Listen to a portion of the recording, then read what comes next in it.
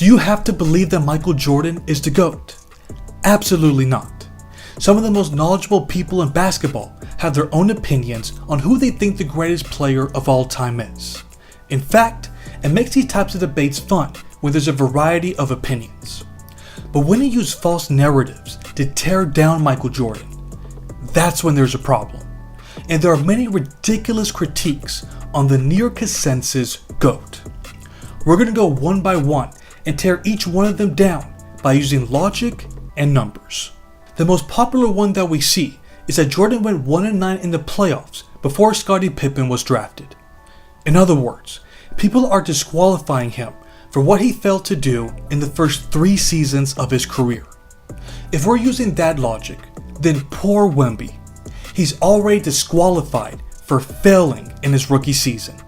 His team missed the playoffs and the Spurs went 22-60. I guess those people don't have LeBron James as their GOAT. His team missed the playoffs in his first 2 seasons. At least the Bulls reached the playoffs. And what about Kobe Bryant? He was coming off the bench for his first 2 seasons. What did he do to contribute to the Lakers' success?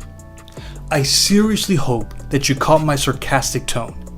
I believe it's foolish to put that much weight on what a player failed to do that early in their careers. But if you want to have a serious conversation on Jordan's supposed failures without Scottie Pippen, then we can break it down.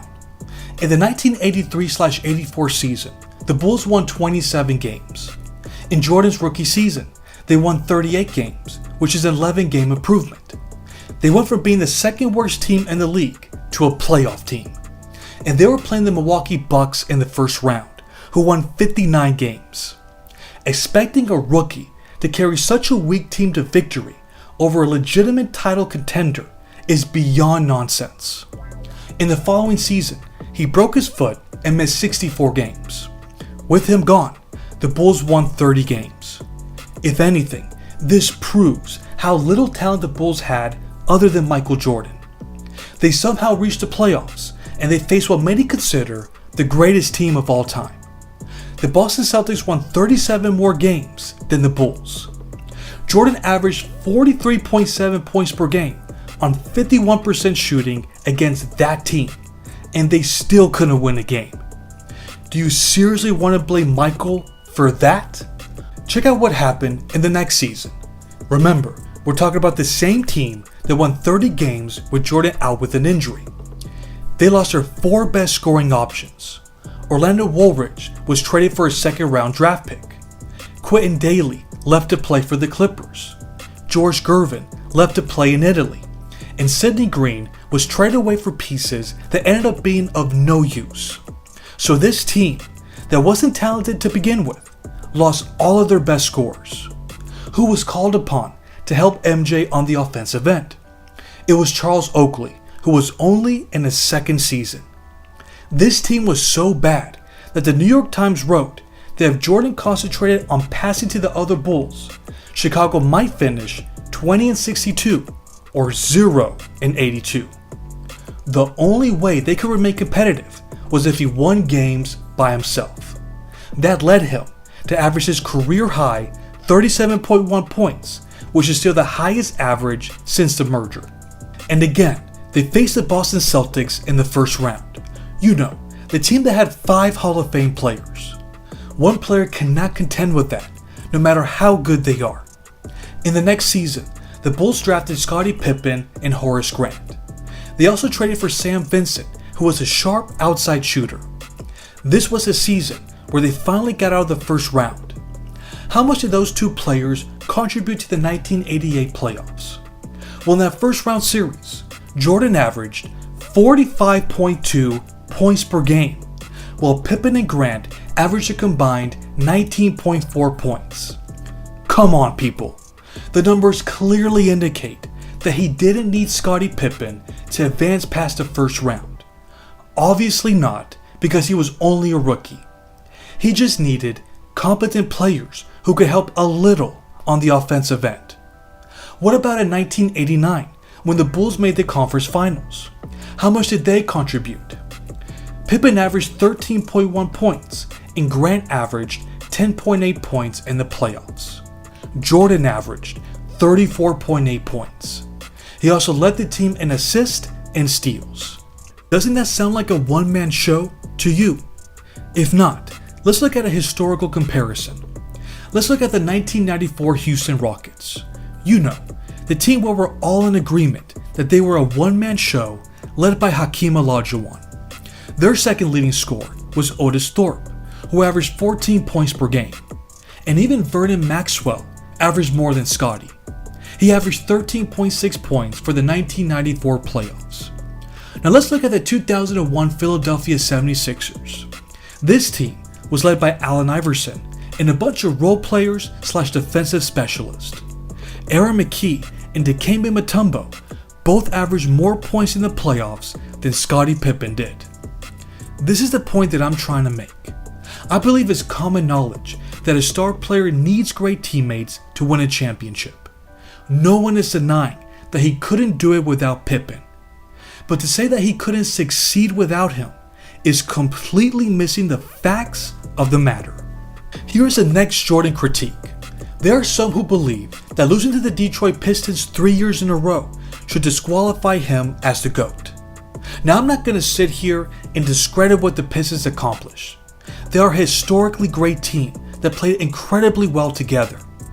Just as I mentioned about the Boston Celtics earlier, one great player wasn't going to be that team.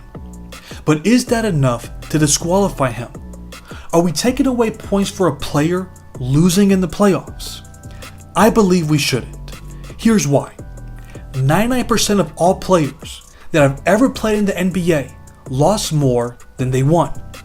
Unless your GOAT is Bill Russell, that line of argument is simply flawed. The question that we should be really asking is, did Jordan cause the Bulls to lose? Did he deserve any of the blame? That is where we really go hard on the players. Think of LeBron's performance in the 2011 finals, Kobe in the 2004 finals, or Magic Johnson in the 1984 finals. Let's look at the numbers for each playoff series. In 1988, Jordan averaged 27.4 points on 49% shooting. Remember, this was the same team that invented the Jordan rules and supposedly shut him down. But that's not what the numbers say. Instead, they did a great job of shutting down everyone else. Their second leading scorer, Sam Vincent, averaged 12.8 points on 41% shooting. The Bulls were nowhere near as talented as the Pistons, and that's why they lost in 5 games. If that was the case in 1988, then we can say the same in 1989. The Pistons won 63 games, while the Bulls won 47 games. It was almost the same story. Jordan averaged 29.7 points on 46% shooting. Their second leading scorer, Craig Hodges, averaged 12 points on 45% shooting. In the following season, the Bulls finally had the talent to give the Pistons a fair fight. And how did they perform? If you look at the stat line, there were only 2 players who shot over 43% from the field. That was Michael Jordan and Charles Davis, who took a grand total of 1 shot that series. On the other hand, MJ averaged 32.1 points, while leading the team in assists and steals. Did the Bulls lose because of him in those 3 seasons? No. Did he underperform at a shockingly low level where people question his individual greatness? No. In fact, he was the only reason the series in 1988 and 1989 were competitive. The Pistons knew they couldn't contain him. The numbers say they never did. Instead, they contained everyone else, and that's why they lost. Once his teammates increased their level of play, they were able to crush the Detroit Pistons in 1991. I was able to break this down in this video, and I encourage everyone to watch it to get the full analysis of that series. But there should be no shame in losing to a historically great team while you're the only strong scoring option. The next critique is that he was only a scorer, that he wasn't a great all-around player. Well, does an all-around player just involve standing around in defense to grab the rebounds and dishing out a lot of assists? Or does all-around also involve playing both ends of the floor?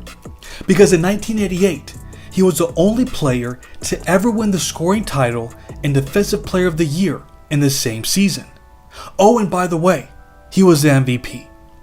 Then in 1989, he averaged 32.5 points, 8 assists, and 8 rebounds.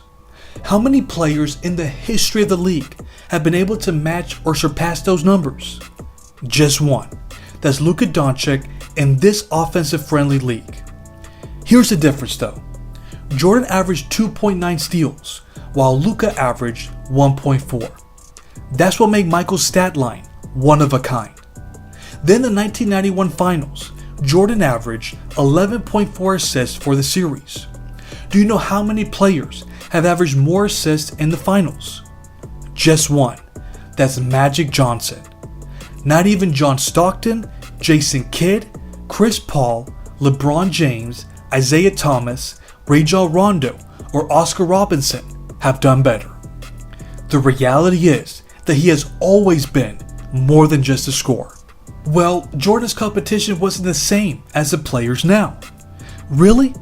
Because in the 1988 season, where he won his first MVP, he was competing against Magic Johnson, Larry Bird, Isaiah Thomas, Hakeem Olajuwon, Charles Barkley, Karl Malone, John Stockton, Dominique Wilkins, Patrick Ewing, and Clyde Drexler. All of them were in their prime. All of them recorded great numbers. None of them could compete with what MJ was accomplishing. Then we have the 90s decade. The younger fans might be done with it, but that may be because they are scared of the truth. Do you know how many teams in those 10 years won over 50 games? 78. And we're taking away the 1999 season because of the lockout. We're halfway through this decade, and there have only been 25 teams that have won over 50 games. I don't know about you, but it seems like one era of basketball was much more competitive than the other. And in that era, Jordan's teams dominated. That's all I know, but that's enough from me. Now it's time for you all to weigh in. How would you respond to each of these criticisms? What are some of the crazy things that you have heard people say to simply knock MJ off the GOAT position? Let me know in the comments. Thanks for watching.